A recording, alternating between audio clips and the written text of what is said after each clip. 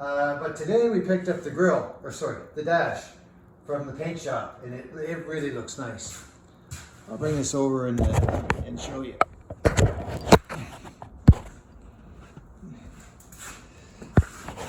So I just kind of got it hanging in there with the zip ties off the windshield because I want it loose so that I can hook up all the pieces. Last time I did one, trying to get this centered. Last time I did one, the dash was actually in place and there isn't nearly as much room. So a little flexibility here, and with the zip ties, I should be able to do it without scratching up this new dash. I got a real bad habit of scratching stuff. Obviously the twin sticks are in for the shifter, you can see that. Speedometer is there, set back to 0. Again, full disclosure, the truck had 69,000 miles on it before I tore it apart, but I'm not going to do all this work and have this speedometer showing 69,000 when you know everything is new. Anyway, when I'm all done, we've got all new parts here we got all new parts for the steering column here too, like that's going, and there's a cover that goes on that, and the new steering wheel, and the column will be all painted fresh. So you remember when we were doing the door inserts that these are the steel pieces that fill in the gaps, so they're all painted nice and fresh, the same color as the dash and everything. They look really, really nice. So I'm putting those inside the cabinet so they don't get scratched. Okay. So here you can see we've painted up the steering column, and we're installing the new, I don't know what you call it, the numbers, you know, park, drive, reverse, first, second, third, and the new cover for that, and a new steering wheel. So I'm going to pull those out right now and show them to you. So here's the new steering wheel. You got to buy this in all the pieces. And then this is part of the adapter for the steering wheel. And then of course you can see there the horn wire. Cool. And then this is the actual button. Goes in the center of the whole thing. And again, it's going right on here. I just got a little bit to do, and I'm sort of hiding the rest of the dash too right now.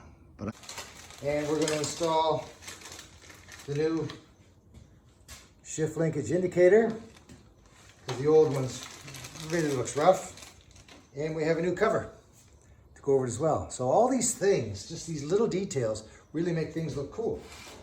Okay, so what I'm doing now, of course, if you look closely here, don't know if you can really see or not, but you'll know what I'm talking about. On this little needle that slides across the shift linkage indicator, it's always a bright orange. And if you don't touch that up, that's just one more detail that you're missing. So that's what I'm going to do here right now. And it's, again, not a big deal, but it's a detail. And obviously you just don't grab your spray bomb and start spraying everything. It's really, really simple. Just collect a bunch of paint on a surface like that right there. Use a Q-tip, roll it around a little bit in that paint. Okay, and then ever so daintily, you're not going to be able to see it perfect, but you'll get the idea. Too bad. Watch that.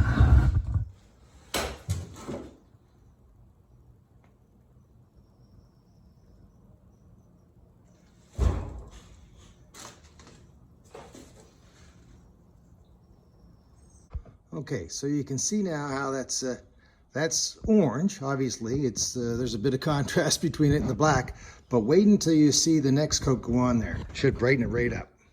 Okay, so now you can see there's 2 coats.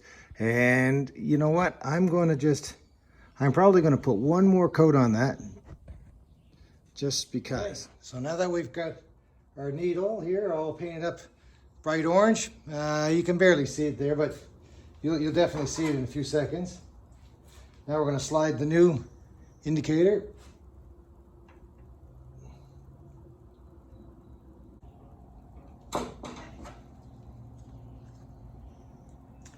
And then this guy right here, that just slides down over. snaps into place. Now look at that. Looks nice. Looks nice from the side. All right. Let's get some more parts on there. Actually, I'm gonna put the signal light and four-way flasher adapter back in. Hang tight. Okay, shifting levers installed. Now we've got the signal light, and these are the actual factory ones, and my wife took and did a really good job of cleaning them up with household chemicals. And anyway, this is a big job here, installing the signal light lever. Okay, that's cool. Hang tight. Here we go with the rest of the stuff. So here's the new adapter for the new steering wheel, and just a collar here, a spacer collar. And now I've got to tighten that in place, and then we're going to install the steering wheel and the horn. And the final step in this whole process is installing the, well, obviously we put the steering wheel on, you know, put the 2, 4, 6, 8, 10 bolts around, or 10 nuts, bolts, sorry, Allen head bolts around. And now we're going to install the hood button.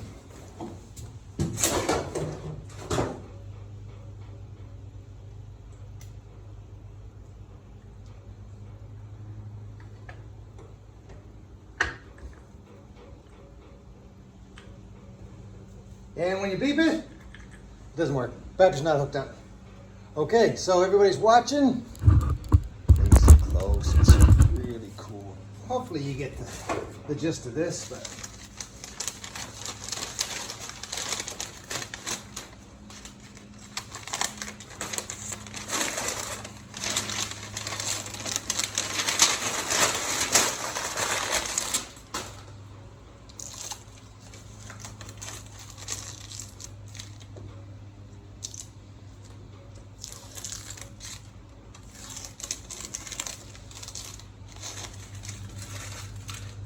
so there you have it. I'm going to bring the phone off here. There's all the buttons and everything. They're all builded aluminum. And we got the strips over the lights for the dash. Those are builded as well. And this could be the first Bronco I've ever owned where the brake light actually works. I've got one to install. I mean, this is the one that came with the truck. But every other truck I seem to have, that was always, that hole was blank. For some reason, those things broke. So there you go. Everything's installed. All the wires are hidden up underneath for the painless harness, and everything works. Even the horn. I left the stick in place, or the spacer, because somebody asked a question on early Bronco drivers last week, how they hold their windshield up. There are so many things that can cause those windshields to be on a slightly different angle. But what's important is that you have basically the same space from here up. And if you've got to put a spacer in right there, and then of course your bolt goes in through here, or in my case, I'm gonna have the cage and I've got a bracket designed that's gonna fasten to the windshield and then to the cage. So don't worry about that. As long as you got the setup right here, then you're golden. Anyhow, getting back to the dash. So there you have it. Everything's basically finished. There's a nice pad. It's called Saddle in Color. That's going to go across the top. Everybody knows what I'm talking about. And then on the cage, we've also got the saddle headbangers, and that'll give us a little contrast. The seats are going to be off-white, not that color there, more of a yellowish, beigey yellow, taupe maybe. That's what's going on there. And then the black floor mat in the back here, it's going to be painted red, the same as the dash. And the sides have got the checker plate from Wild Horses. Wild Horses has supplied me with 90% of what I've got here, and really super happy with the way I get looked after from those guys. One last thing that I really felt needed mentioning. If anybody ever considers doing a restoration, and they're thinking of trying to save some money by not using a new harness. I mean, I like the painless harness because I've gotten so used to it. But I'm telling you, when you go to all this work and you install all the wiring and all the new switches and your lights and everything, and you go to turn them on and they work, that's the most gratifying experience that you can have, because now your truck is like a brand new one. There's no signal lights that aren't working, no tail lights that aren't working, the horn's not working. Everything works. It's a great feeling. Anyway, we'll get back to you. I'm trying to block everything here. Just a second. I kind of left you guys hanging earlier on the color of the seat, and so I figured, why not bring one down? I've got them both up in the loft upstairs, and here it is. It's a beauty. And I don't really know what the color is, but it's not like this. It's yellow, or it's light brown, or it's taupe. I'm not really sure what the color is. But anyway, that's the puppy right there. And I've already kind of gone on about different colors that are going in the truck, but in essence, that's what we've got. So let's kind of backtrack here a little bit. November of 2019, we started filming on this project. We tore the body off, we did everything. The last time we heard it run was with the old motor, and the garage was all full of smoke and everything like that. It was absolutely crazy. Anyway, next week, we're gonna start this puppy, and it's gonna be beautiful. It's got the 347 stroker in it, fuel injection, it's good to go.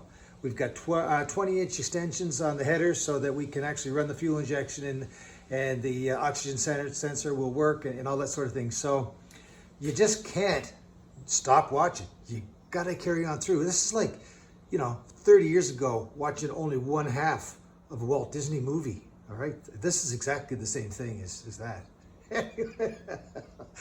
Anyway, I hope to see everybody back here next week. If you enjoy what you're seeing, please subscribe. It's going to be a blast. Take care.